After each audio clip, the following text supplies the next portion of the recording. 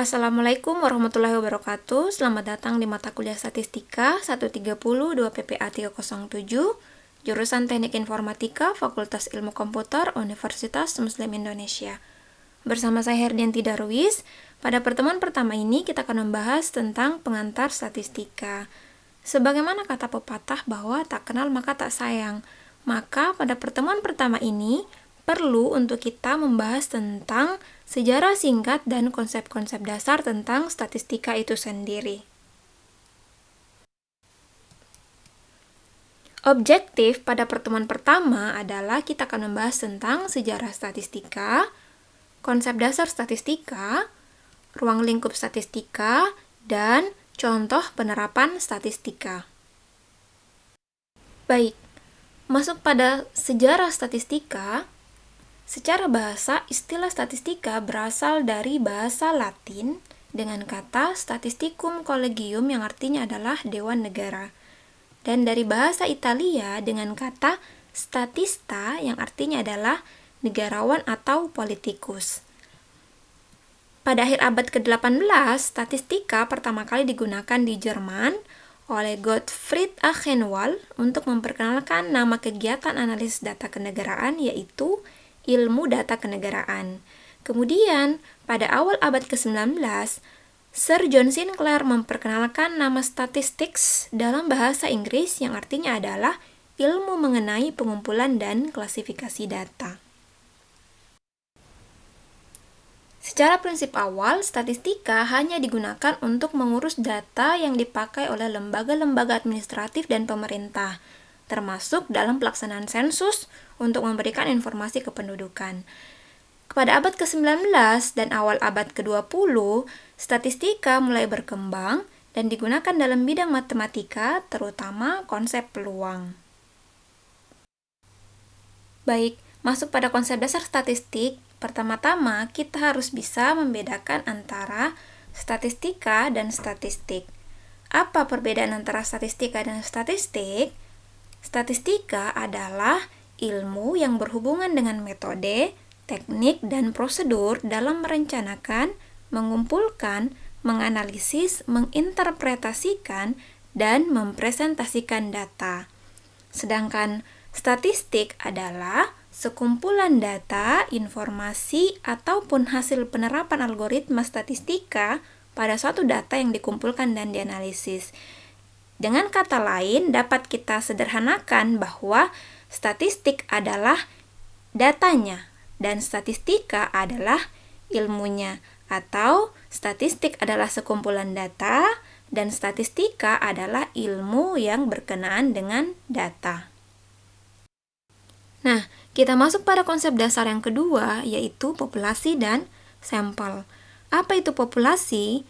Populasi adalah keseluruhan semua kemungkinan benda hidup, benda mati, ataupun benda abstrak yang mempunyai karakteristik yang sama dan menjadi objek penelitian. Sementara sampel adalah contoh atau bagian dari populasi yang ingin diteliti. Jadi, pada dasarnya sebuah penelitian boleh mengumpulkan data dari seluruh populasi yang ada ataupun hanya mengambil beberapa sampel dari populasi. Jika penelitian dilakukan dengan objek populasi, maka itu disebut dengan sensus. Dan penelitian yang meneliti sampel disebut survei atau sampling. Sebagai contoh, misalnya terdapat dua gaya belajar mahasiswa Vkom UMI, yaitu ada yang lebih senang belajar mandiri dan ada yang lebih senang belajar kelompok. Misalnya sebuah penelitian akan dilakukan, yaitu untuk menjawab apakah gaya belajar mahasiswa Vkom UMI berpengaruh terhadap IPK, maka dalam hal ini penelitian dapat dilakukan dengan mendata seluruh populasi yang ada, yaitu sebanyak 1.300 orang mahasiswa, atau boleh juga dengan memilih sampel saja dari populasi yang ada, misalnya hanya memilih 120 dari 1.300 mahasiswa. Tentu, pengambilan sampel juga harus memperhatikan teknik-teknik pengambilan sampel yang baik. Baik, kita masuk pada konsep dasar yang ketiga, yaitu tentang probabilitas. Apa itu probabilitas? Probabilitas dikenal juga dengan istilah peluang atau kemungkinan. Dalam statistika, pada dasarnya, probabilitas suatu kejadian adalah sebuah angka yang menunjukkan kemungkinan terjadinya suatu kejadian, di mana nilainya di antara 0 dan 1, atau boleh juga menggunakan skala 0 sampai 100%. Pernah tidak kalian mendengar istilah maybe yes, maybe no? Maybe yes, maybe no adalah bermakna mungkin iya, mungkin tidak, atau mungkin terjadi dan mungkin tidak terjadi. Contohnya misalnya mungkin datang, mungkin tidak datang, atau mungkin sukses, mungkin tidak sukses. Nah, bagaimana dengan 50-50? Pernah tidak kalian mendengarnya? Atau 30% yes, 70% no? Nah, pada faktanya, pada dasarnya 50-50 dan 30% yes, 70% no sama-sama bermakna maybe yes, maybe no. Tapi, dengan keberadaan angka tersebut membantu kita untuk lebih mudah memahami tentang kekuatan antara peluang terjadi dan peluang tidak terjadi.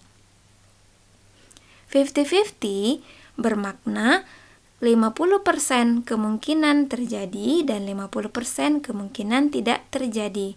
Di sini menunjukkan peluang yang sama besar. Sementara 30% yes, 70% no bermakna bahwa kemungkinan tidak terjadi lebih besar dibanding kemungkinan terjadi. Nah, di sini juga kita dapat melihat bahwa total peluang selalu sama dengan 1 atau sama dengan 100%. Bagaimana dengan 99% yes? 99% yes, walaupun tidak tertulis peluang tidak, karena kita telah memahami bahwa total peluang sama dengan 100%, sehingga 99% yes sama saja ketika kita mengatakan 1% no. Nah, pada dasarnya di dalam statistika kita jarang menggunakan kata 100%. Kenapa? Karena 100% menunjukkan sesuatu hal yang sudah pasti terjadi. Sementara di dalam statistika, sesuatu yang pasti terjadi tidak dibicarakan, di mana 1 dan 0 menunjukkan peluang 1 sebagai peluang pasti terjadi dan 0 sebagai peluang yang pasti tidak terjadi. 1 dan 0 pada dasarnya masuk pada ranah ilmu pasti. Sedangkan di dalam statistika, kita lebih banyak berbicara tentang kemungkinan terjadi ataupun kemungkinan tidak terjadi ataupun prediksi kemungkinan terjadinya suatu kejadian. Di mana di dalam statistika kita memahami bahwa selalu ada tingkat kepercayaan dan ada tingkat kesalahan. Baik, sebagai contoh misalnya, seorang pasien menjalani perawatan di ruang ICU.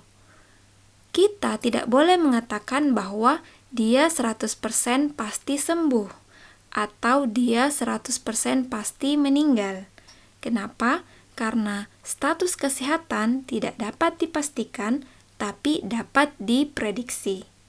Dalam hal inilah statistika dapat dimanfaatkan. Bagaimana cara memprediksi? Maka dengan menggunakan rekam medik pasien, kita dapat memprediksi kesehatan atau status kesehatan sang pasien. Misalnya berdasarkan analisis statistik kita memperoleh bahwa pasien tersebut mempunyai peluang sembuh sama dengan 0,1 atau sama dengan 10% dan peluang meninggal sama dengan 0,9 atau sama dengan 90%.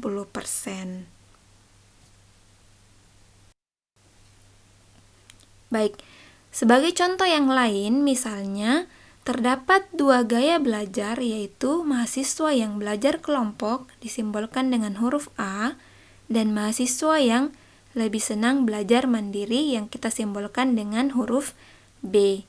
Misalnya, di dalam suatu kelas terdapat 20 orang mahasiswa, di mana 16 diantaranya lebih senang belajar kelompok dan 4 orang diantaranya lebih senang belajar mandiri. Dalam hal ini dapat dihitung bahwa peluang A atau peluang terpilihnya mahasiswa yang lebih senang belajar kelompok adalah 16 orang dari total 20 orang, yaitu sama dengan 0,8 atau sama dengan 80%.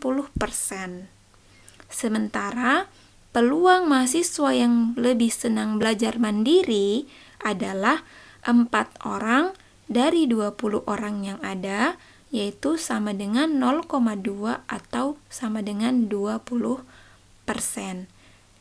Jadi, ketika kita memilih secara acak 1 dari 20 orang, maka peluang terpilihnya orang tersebut adalah dia mempunyai peluang 80% lebih senang belajar kelompok dan hanya 20% belajar mandiri.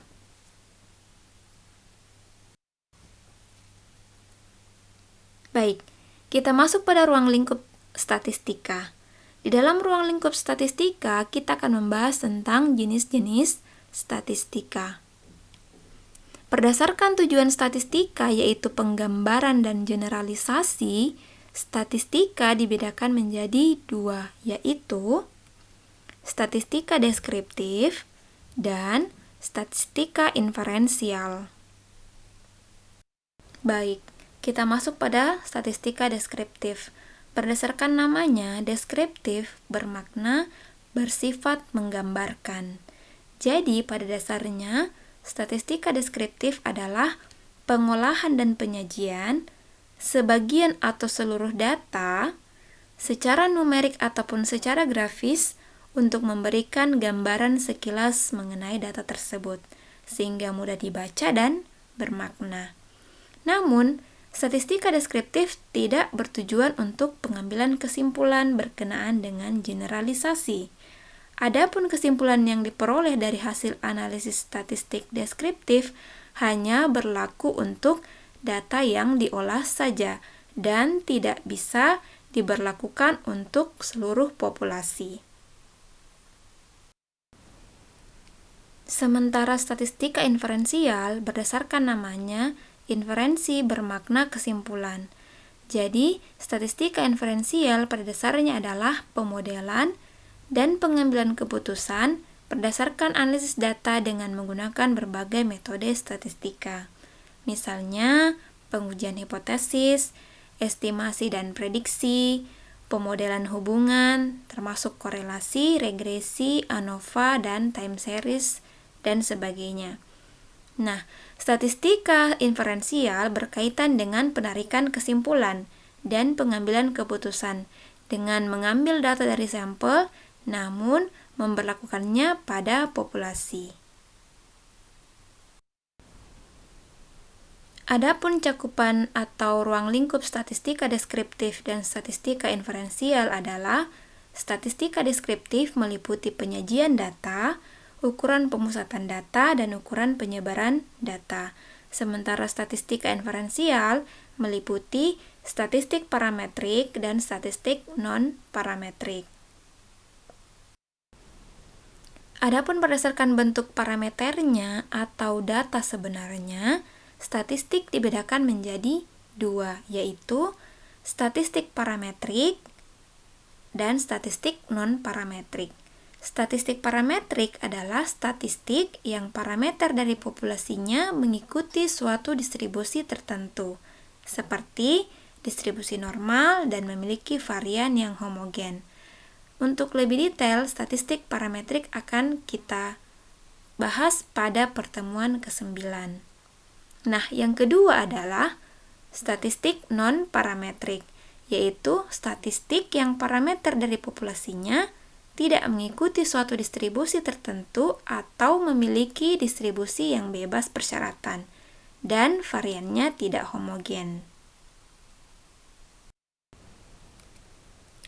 Nah, berbicara tentang penerapan statistik, statistika pada dasarnya telah menyentuh semua bidang ilmu pengetahuan. Di antaranya adalah demografi. Demografi adalah implementasi statistik dalam ilmu kependudukan. Yang kedua adalah aktuaria.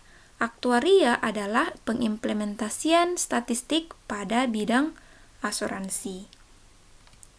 Yang ketiga adalah biostatistika atau dikenal juga dengan nama biometrika, yaitu implementasi statistik pada bidang biologi. Selanjutnya adalah statistika bisnis, ekonometrika atau statistika ekonomi, psikometrika atau statistika yang diimplementasikan pada bidang psikologi, statistika sosial yang meliputi analisis statistik pada penelitian sosial, teknometrika yaitu statistik pada bidang teknologi atau teknik, fisika statistik, kemometrika atau statistik yang diimplementasikan pada bidang kimia, dan yang paling populer belakangan adalah astrostatistika. Astrostatistika adalah basic untuk memahami dan mempelajari bidang astroinformatics, di mana astroinformatics ataupun astrostatistika pada dasarnya adalah statistika yang diimplementasikan pada bidang astrologi fisika. Dan yang terakhir adalah eksplorasi data atau pengenalan pola, yaitu implementasi statistik pada bidang ilmu komputer dan informatika. Berikut adalah contoh-contoh penerapan statistik pada bidang pemerintahan, yaitu pada bidang pemerintahan statistik banyak dimanfaatkan khususnya untuk sensus penduduk yang dilakukan oleh Badan Pusat Statistik, tingkat kelahiran dan tingkat kematian, jajak pendapat sebelum pemilihan umum, dan termasuk quick count atau perhitungan cepat hasil pemilu. Nah, selain itu di bidang industri, statistik banyak dimanfaatkan untuk perhitungan jumlah produksi barang atau jasa yang mencapai keuntungan maksimum, pengendalian mutu atau quality control produk, dan penentuan waktu yang tepat untuk mengembangkan produk baru atau menambah produksi. Dalam hal ini, bidang industri dibutuhkan seorang konsultan untuk membantu dalam proses tersebut. Dalam bidang manajemen, statistika banyak digunakan untuk penentuan struktur gaji, pesangon, dan tunjangan karyawan, termasuk juga pada penentuan jumlah persediaan barang dalam proses, dan barang jadi. Selain itu, untuk evaluasi produktivitas karyawan juga memanfaatkan analisis statistik dan evaluasi kinerja perusahaan. Adapun dalam bidang bisnis, statistik dapat dimanfaatkan untuk perhitungan indeks tendensi bisnis melalui survei tendensi bisnis, dan menghitung peluang mendapatkan keuntungan jika menanamkan investasi di saham dan lainnya. Sekaligus, statistik juga dapat dimanfaatkan untuk potensi peluang kenaikan dan penurunan harga saham. Pada bidang perekonomian, statistik dimanfaatkan untuk perhitungan pertumbuhan ekonomi yang biasanya dilakukan melalui survei ekonomi. Dan statistik juga dimanfaatkan untuk memprediksi inflasi, perhitungan jumlah uang beredar, tingkat kemiskinan, jumlah pengangguran, analisis pertumbuhan laba dan cadangan usaha, serta analisis resiko setiap usaha, dan termasuk untuk menghitung potensi peluang perubahan kurs dan suku bunga. Adapun pada bidang kesehatan ataupun kedokteran, statistika banyak dimanfaatkan untuk mengukur status kesehatan masyarakat dan mengetahui masalah-masalah kesehatan yang terdapat di dalam berbagai kelompok masyarakat. Dan statistik juga dimanfaatkan untuk meramalkan atau memprediksi status kesehatan masyarakat di masa-masa mendatang, dan termasuk juga menghitung keperluan estimasi tentang kebutuhan masyarakat terhadap pelayanan kesehatan serta menentukan secara pasti target pencapaian tujuan. Pada bidang informatika, statistik dimanfaatkan pada pengenalan pola dan visualisasi data, baik secara numerik maupun secara grafik. Nah, selanjutnya, statistika juga merupakan fundamental teori untuk memahami data mining, big data, dan data science. Juga termasuk konsep dasar untuk memahami ilmu atau machine learning atau pembelajaran mesin, di mana machine learning adalah otak dari artificial intelligence. Jadi secara tidak langsung, statistika juga pada dasarnya dimanfaatkan untuk artificial intelligence atau kecerdasan buatan, termasuk pada sistem pakar, logika fuzzy, jaringan saraf tiruan, dan robotika. Dan statistika juga dimanfaatkan dalam sistem otomasi, dan lain-lain.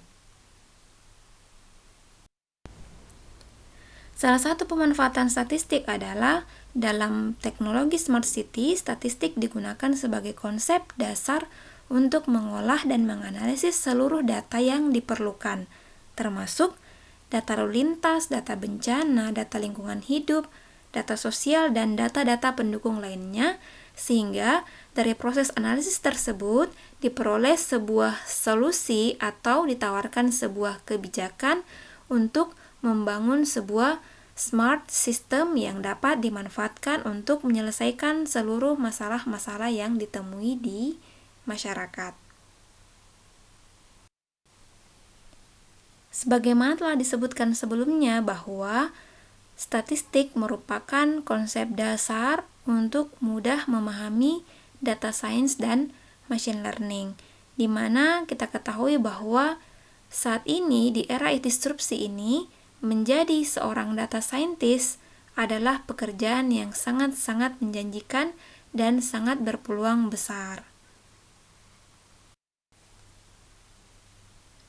Roadmap ini adalah konsep dan analisis-analisis yang dilakukan pada data science, dan statistik yang akan kita pelajari adalah akan membahas atau akan mencakup kurang lebih konsep-konsep dasar yang akan dibutuhkan untuk analisis pada data science. Roadmap ini adalah roadmap statistika, mencakup poin-poin dan topik-topik yang akan kita bahas pada pertemuan selanjutnya, di mana mencakup statistika deskriptif dan statistika inferensial. Adapun untuk pertemuan selanjutnya, kita akan masuk pada data statistik yang mencakup ruang lingkup dan jenis-jenis data itu sendiri. Untuk pertemuan pertama, sekian dan terima kasih. Sampai jumpa pada pertemuan selanjutnya. Semoga pertemuan ini bisa bermanfaat. Lebih dan kurangnya mohon dimaafkan. Akhir kata saya ucapkan Assalamualaikum warahmatullahi wabarakatuh.